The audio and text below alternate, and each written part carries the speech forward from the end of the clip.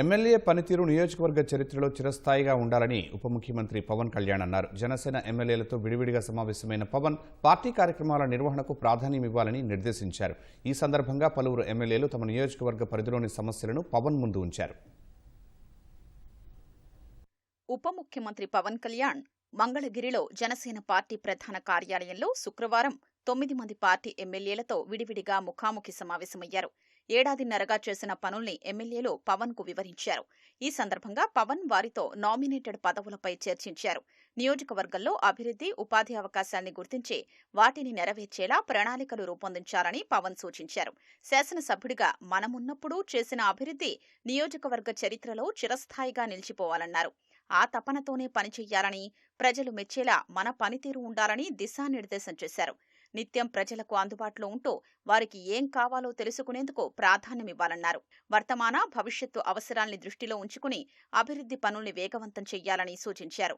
పారిశ్రామిక అభివృద్ధికి అనుకూలమైన వాతావరణం కల్పించాలని, యువతకు ఉపాధిపై దృష్టి సారించాలన్నారు.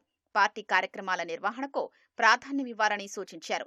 కూటమి స్ఫూర్తిని బలంగా నిలపాలని, స్థానిక సంస్థల ఎన్నికలకు సమాయత్తం కావాలని తెలియజేశారు. పార్టీ నిర్మాణంలో పిఠాపురం ఫార్ములాను మచిలీపట్నం లోక్సభ పరిధిలో అనుసరించాలని చెప్పారు.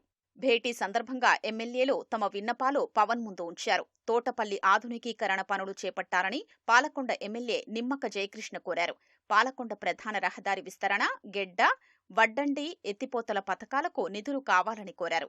పాలకొండ డంపింగ్ యార్డుకు స్థలం అవసరమని తెలిపారు. తారకరామ తీర్థ సాగరం ప్రాజెక్టు పూర్తి చెయ్యాలని నెల్లిమర్ల ఎమ్మెల్యే లోకం నాగమాధవి కోరారు.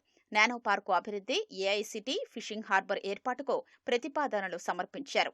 సింహాచలం పంచగ్రామాల సమస్యను పరిష్కరించాలని పెందుర్తి ఎమ్మెల్యే పంచకర్ల రమేష్ కోరారు. కాలుష్యం బారిన పడ్డ తాడి గ్రామాన్ని తరలించాలని విన్నవించారు. నరేగా నిధులు పెంచాలని విజ్ఞప్తి చేశారు.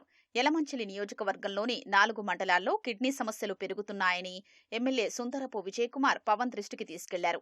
సమస్య పరిష్కారానికి జలజీవన్ మిషన్ నిధులు కావాలని కోరారు. యలమంచిలి, గాజువాక ప్రధాన రహదారి పనులు పూర్తి చెయ్యాలని విజ్ఞప్తి చేశారు. 6 గ్రామాలు, 8 వార్డుల్లో స్థానిక సంస్థల ఎన్నికలు జరగక ఆర్థిక సంఘం నిధులు రావట్లేదని కాకినాడ గ్రామీణ ఎమ్మెల్యే పంతం నానాజీ పవన్ కు తెలిపారు. వాటిని కార్పొరేషన్లో విలీనం చెయ్యాలని కోరారు. క్రికెట్ స్టేడియం, బీచ్ సుందరీకరణ, రోడ్లు, డ్రైన్ల ప్రతిపాదనలు సమర్పించారు. వరదగట్లు బలోపేతం చెయ్యాలని పి గన్నవరం ఎమ్మెల్యే గిడ్డి సత్యనారాయణ పవన్ను కోరారు. గ్రోయిన్ల నిర్మాణం చేపట్టాలని విజ్ఞప్తి చేశారు.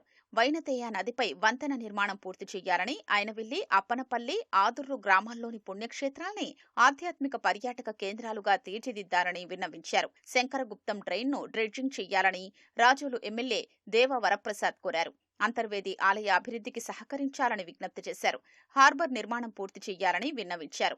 విశాఖ దక్షిణ నియోజకవర్గంలో 22A కింద ఉన్న భూముల్ని ఆ పరిధి నుంచి తొలగించాలని ఎమ్మెల్యే వంశీకృష్ణ శ్రీనివాస్ విజ్ఞప్తి చేశారు. పూర్ణ బజార్, నెహ్రూ మార్కెట్ కొత్తగా నిర్మించాలని, బీచ్ రోడ్డును సుందరీకరించాలని విన్నవించారు. అవనిగడ్డ నియోజకవర్గంలో రైతు సమస్యల పరిష్కారం, నీటిపారుదల పనుల విషయంపై ఎమ్మెల్యే మండలి బుద్ధప్రసాద్ పవన్తో చర్చించారు. తెలుగు భాష వాడుక పెంచేలా చూడాలని కోరారు.